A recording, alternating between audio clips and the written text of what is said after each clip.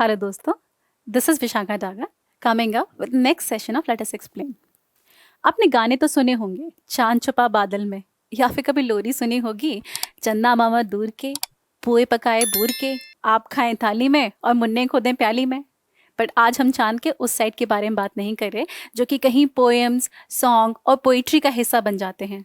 आज हम उस डिजास्टरस साइड के बारे में बात कर रहे हैं which can cause flood in the future. As today's topic is about moon's wobbling can cause devastating flood. तो सवाल ये बनते हैं कि मून्स वॉबलिंग क्या होती है और इससे फ्लड कैसे हो सकता है, जो कि हम इस सीरीज में डिस्कस करेंगे।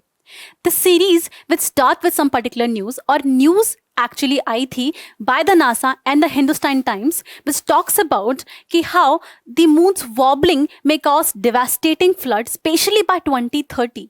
तो ये तारीख क्यों इंपॉर्टेंट है, ये सब समझने के लिए सबसे पहले we have to understand the moon itself, कि उसकी ओवरऑल फिजियोलॉजी क्या है। And to understand that moon is basically a natural satellite. Natural satellite कुछ नहीं होते, आपकी जो प्लानिटरी स्पीसीज होती हैं उसके आसपास रिवॉल्व करते हैं, जो कि दो तरीके के होते हैं, एक नेचुरल होते हैं, एक आर्टिफिशियल होते हैं। नेचुरल वो होते हैं जो पहले से ही इन्वायरमेंट में एग्जिस्ट करते हैं, ह्यूमन इंटरफेरेंस नहीं होता। आर्टिफिशियल वो होते हैं जो ह्यूमंस वहां तक भेजते हैं। अनलाइक दिस, मून जो है वो आपका नेचुरल सैटेलाइट है and it actually takes 27 days to revolve around the earth. And also at the same point of time इतना ही टाइम ये रोटेट करने में लगाते हैं, जिसकी वजह से क्या होता है कि इस टाइम सिंक कर जाता है और हम मून का सिर्फ एक ही फेज देखते हैं, बिकॉज इतना ही टाइम वो रोटेशन में लगा रहा है और उतना ही टाइम वो रिवोल्यूशन में लगा रहा है। तो वो इतना सिंक कर जाते हैं कि हम मून का सिर्फ एक ही फेज देखते हैं। अगर दोनों में डिफरेंस होता तो आप शायद कुछ ना कुछ दूसरी साइड देख पाते। Now this is not important है, आज हम इसके बारे में बात नहीं करेंगे। उल्टा more important topic that is moon wobbling क्या होती है। And to understand moon's wobbling आपको सिंपली ये समझना है कि मून किस तरीके से ऑर्बिट करता है, because moons wobbling is like this top. लट्टू देखा आपने, लट्टू कैसे रिवॉल्व करता है। अब लट्टू जब अपनी एक्सिस पे रिवॉल्व करता है ना, तो वो सिर्फ ऐसे नहीं करता कि इस एक्सिस पे रिवॉल्व कर रहा हो, वो साथ की साथ थोड़ा सा ना रोटेशन में आ जाता है। लाइक ये तो उसका कंप्लीट मतलब अपनी ही एक्सिस पे रोटेशन है, बट साथ में ना उसकी एक्सिस इधर से इधर मूव करती है। मतलब इधर कभी पॉइंटेड होगा, कभी इस तरफ पॉइंटेड होगा, कभी इस तरफ पॉइंटेड होगा। सो while it is actually rotating on its axis keeps on moving, यहां से लेके यहां तक। ये यहाँ पे रोटेट जरूर कर रहा है, बट ये इस तरीके से रोटेट कर रहा है, इसकी एक्सिस बदल रही है। कभी सेंटर में होगी, कभी इस साइड होगी, कभी इस साइड होगी। इसे कहते हैं वॉबलिंग। और मून भी इस तरीके से ही वॉबल करता है। And the diagrammatic representation includes this diagram which I am trying to show here. Imagine अगर ये आपका मून है, not this like this is moon, और या फिर imagine this is your earth, और इसके आसपास जो आपका मून है ना वो रोटेट करता है, राइट? तो ये क्या हो जाएगी, ये इलिप्स की जो बना रहा है मून, उसकी सेंटर ऑफ एक्सेस हो जाएगी ना। तो मून हैज पेक्यूलर एबिलिटी कि ये जो एक्सेस होता है ना, ये एक एंगल पे टिल्टेड नहीं होता। This axis keeps on moving, कभी ऐसे हो जाती है और कभी इस तरीके से हो जाती है। इस पूरे प्रोसेस को कि जो एक्सेस है वो बदल रही है, जैसे एक बार ये है, एक बार ये हो जाएगी, एक बार ये हो जाएगी, फिर वापस रोटेट करेगी। This entire process is called wobbling of the moon, जिसमें एक्सेस ऑफ रोटेशन बदलती रहती है। इफ यू अंडरस्टैंड दिस, कि अगर आपको वॉबलिंग समझ में आ गई तो बाकी आप आसानी से समझ सकते हो। This wobbling actually takes place in cycle of 18 years. 18 साल की साइकिल में ये wobbling होती है, right? Now to understand better कि हम इस न्यूज के बारे में क्यों बात कर रहे हैं, let's just go to next slide. That is, पहली बात, ये wobbling होती इसलिए है क्योंकि जो मून का जो मास है वो काफी unevenly distributed है, जिसकी वजह से उसका सेंटर ऑफ मास भी एक जगह लोकेटेड नहीं है, वो बदलता रहता है, which result in change in the direction of ellipse of rotation. अब यहाँ पे इंपॉर्टेंट ये है कि इसका असर क्या होता है, इससे इम्पैक्ट क्या होता है। अब एक इम्पैक्ट तो ये है, जैसे आप वॉबलिंग देख ही रहे, यहाँ पे एक्सिस ऑफ रोटेशन स्ट्रेट है, यहाँ पे चेंज हो गई है, यहाँ पे भी इंक्लाइन हो चुकी है। अब इसकी वजह से जब भी इक्लिप्स होता है, दैट मीन्स ये आपकी अर्थ और आपके सन के बीच में कहीं मून आ गया है और मून की शेडो अर्थ पे पड़ती है, इससे इक्लिप्स आपका बनता है. But this eclipse is not complete most of the time and the reason is wobbling itself.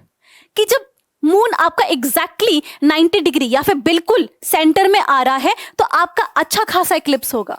But अगर वॉबलिंग की वजह से एक्सेस ऑफ रोटेशन इधर आ गई है तो आप देखिए शेडो कंप्लीट पड़ेगी ही नहीं, डिस्पाइट द फैक्ट कि जो आपका मून है वो सन और अर्थ के बीच में आ रहा है, बट इक्लिप्स कंप्लीट नहीं हो रहा. तो एक असर तो ये होता है कि जो इक्लिप्स होता है वो कंप्लीट नहीं होता.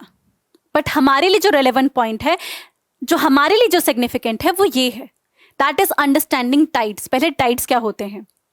टाइड्स, जिनको ज्वार भाटा कहते हैं, वो समुद्र में जब पानी ऊपर उठता है या नीचे जाता है उसको कहते हैं. And these tides are generated as a result of gravitational force of attraction of moon and sun upon the earth. अब इमेजिन कर लीजिए ये बेसिकली आपकी अर्थ है, राइट? अब इस अर्थ में यहां आपका सन आ जाएगा और यहां आ जाएगा आपका मून, राइट? अब यहां पे इमेजिन ये आपका पानी है. अब जब इसको मून अट्रैक्ट करेगा तो पानी क्या करेगा? राइज करेगा. Now this process, जब मून यहाँ पे है और इसको अट्रैक्ट कर रहा है, पानी राइज कर रहा है, इसको टाइड्स कहते हैं. और सन की पोजीशन से काफी फर्क पड़ता है. अगर सन यहाँ पर है तो टाइड को छोटा कर देगा, अगर सन यहाँ पर है तो टाइड को छोटा करेगा, बट अगर एग्जैक्टली सेम लाइन में आ गए तो टाइड्स बड़े हो जाएंगे. दैट मीन्स जो एपरेंट पोजीशन होती है इससे काफी फर्क पड़ता है. एक और जो फर्क पड़ता है वो डिस्टेंस फ्रॉम द मून है. मून जितना करीब हो उतने बड़े टाइड्स होते हैं जिसको पेरिजी कहते हैं, और मून जितना दूर हो उतने ही छोटे टाइड्स होते हैं जिसको एपिजी कहते हैं, राइट?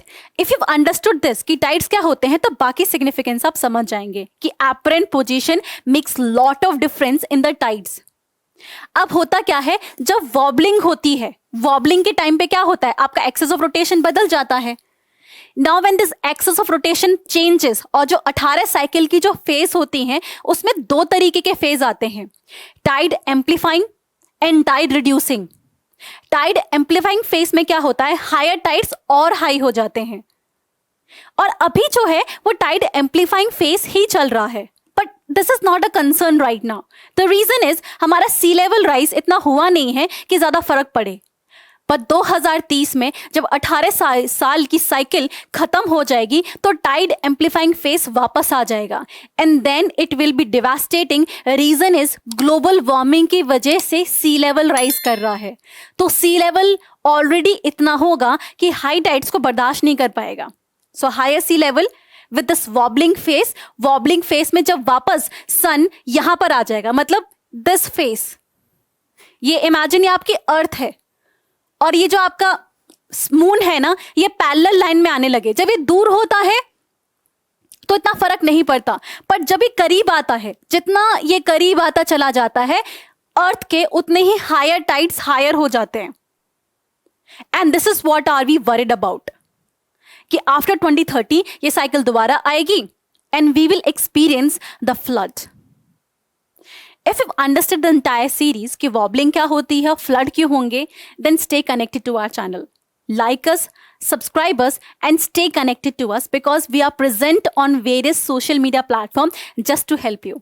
आप टेलीग्राम पे ज्वाइन कर सकते हैं, आप फेसबुक या इंस्टाग्राम पे हमें कनेक्ट कर सकते हैं, या यूट्यूब पे हमें सब्सक्राइब कर सकते हैं. We are there to help you. Thank you.